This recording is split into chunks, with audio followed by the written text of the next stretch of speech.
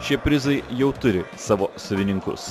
Sekmadienio futbolo lygos taurės mažajame finale susitiko Šiaulių fanai ir universitetas. Daugiau nei įtikinamą persvarą rezultatu 6-1 įveikę studentus, trečiąją vietą iškovojo fanai.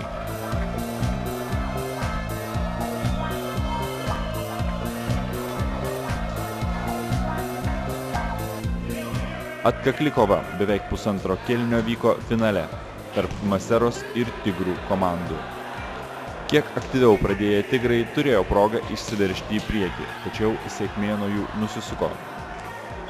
O netrukus po kampinio antrų bandymų kamuolį į vartus pasiuntė Maseros žaidėjas Mindaugas Delgus.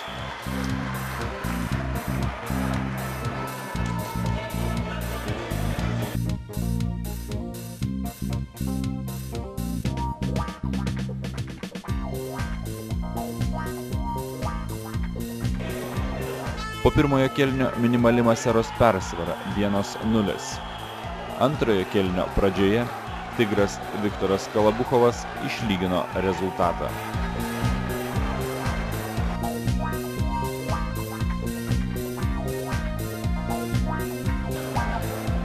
Tačiau rungtynių baigtį praktiškai nulėmė 2 Deivio Končelskio įvarčiai.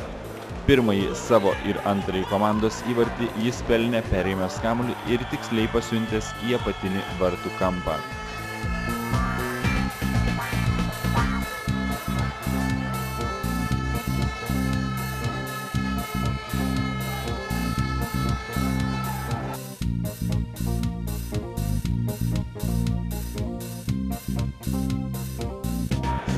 Netrukus Deivis padidino rezultatą. Neįtin sėkmingai čia sužaidė ir Tigrų vartininkas, nesugebėjęs atmušti kamuolio.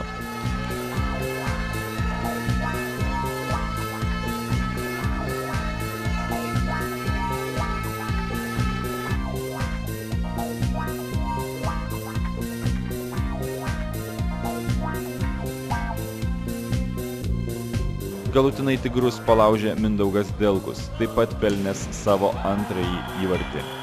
O paskutinį tašką padėjo Rolandas Vaineikis. Galutinis rungtynių rezultatas 5-1 ir sekmadienio futbolo lygos taurės laimėtojai Masera.